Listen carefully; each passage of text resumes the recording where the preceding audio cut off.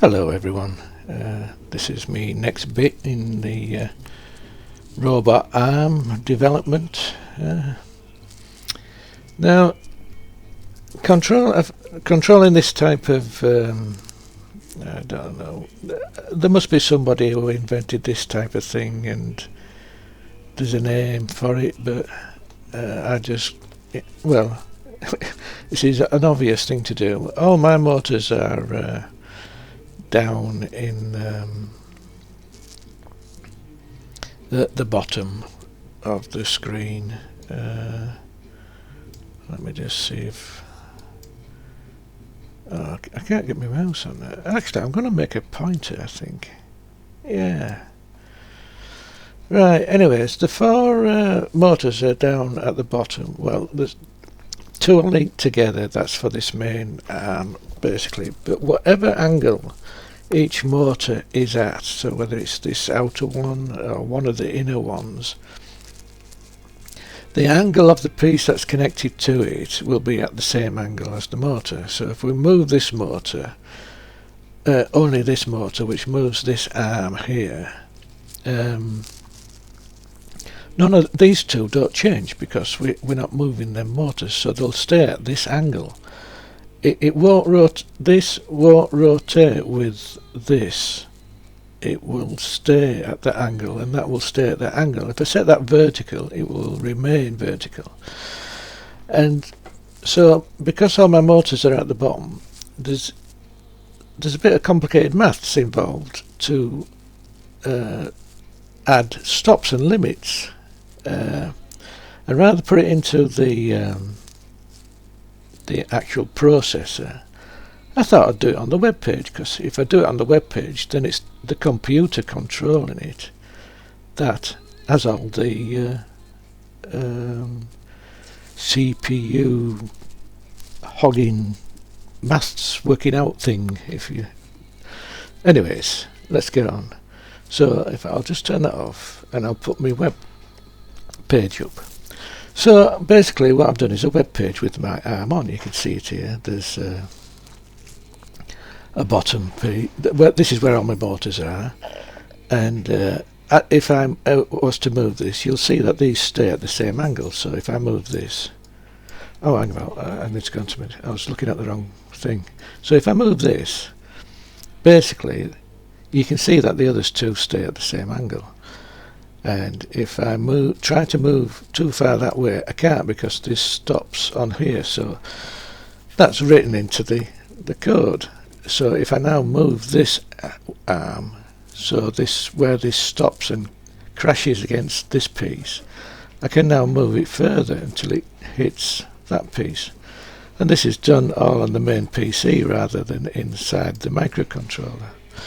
All the microcontroller needs to know is what speed to go to is this bit on the end, and how many ticks to move.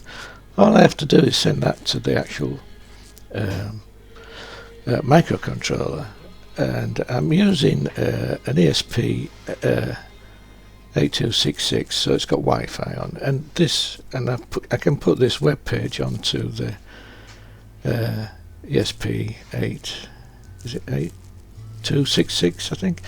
Anyway, I can put it all the web page on there, which is not a lot of code, but all the working out and the sums and moving these pieces are all done on the PC, so it doesn't take up any processor time on the microcontroller. It only, when you stop moving this, it will send a value to the microcontroller, and then the two driver boards, that the microcontroller will receive the value, and it will send that value to the driver board, and the driver board then moves the motors to that position. So there's very little processing done on the microcontroller. Everything is done on the main PC with the web browsers doing all the work. So I've made this, and so you can see that it will only move to the positions it will allow. So you can see it won't go any further than that unless I move this down, and then it can go further. So yeah, so all the hard work's done here on the web browser. So let's bring in my arm. Actually, this tab here is my actual arm, which is actually this page is on my code page, but this page is actually on the ESP 8266, and so this will actually control my arm. So if we bring my arm back up, the picture of my arm, and bring that back, and let's just arrange things so we can see things. What I will do is I will just add, we don't need these controls here just yet, so I'm going to move this web browser across so we can see it. So there we go. So we can see the arm looks pretty much like this arm. There's the motors. It's just a side view, so it's a view on the left hand side when you control it. I've still got to do the turret, so I'll need to put another control in here. I need to put another control in here for the turret to turn, but as it stands, I can control these three segments. So if I just move this segment up to, say, that position, it moves to that position. If I move this one,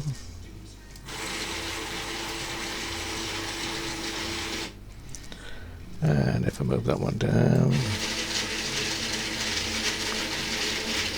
the angle of that one looks a bit off, does that one, doesn't it? This one here, so actually let me just readjust that.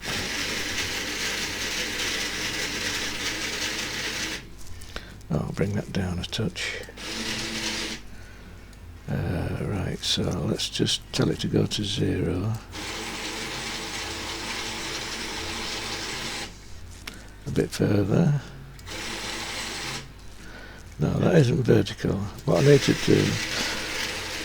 I still need to do actually is make some on the bottom of the first segment. I've put a switch here, which is a station switch, which tells it where 0 is. I still need to fit switches to this for this motor that controls this arm, and for the motor that controls this arm. So at the moment I'm just setting these zeros by high, so that there, let me just, nope, hang on, I got that wrong. You can tell it's still work in progress. So right, if I get it to 0, and then the button that what you saw earlier, I'll set it as 0. So now if I go like that, yeah, so we're now back as it should be. So if I bring that down so we can see it, and then I just rotate that horizontal. There we go, that's better now, isn't it? So, and I'll just bring that one up well, let's bring that one horizontal. That's out a little bit as well. It's not that far out, but like I say, I need to add some stations.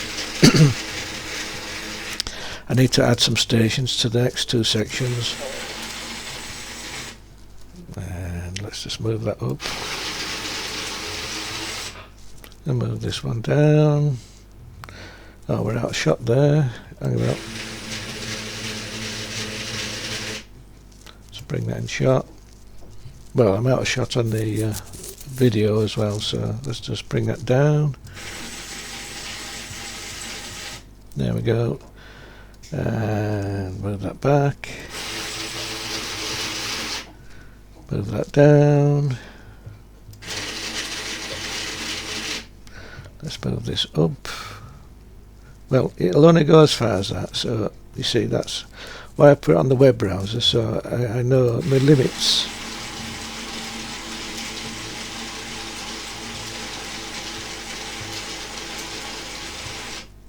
There we go, that looks like that.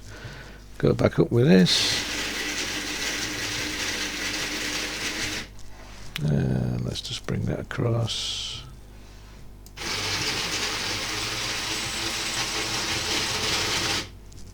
See if we can bring that around. Oh, that won't go too far.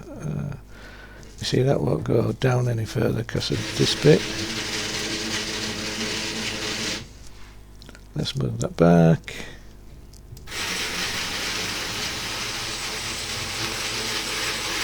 Anyways, this was just to show me progress on my arm, and so far I think it's working out quite well. Like I said, there's a few teething bugs to do, but my next bit will be adding some stations for the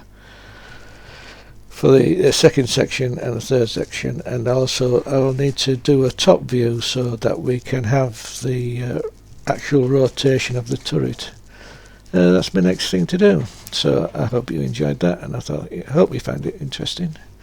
Catch you on the next one.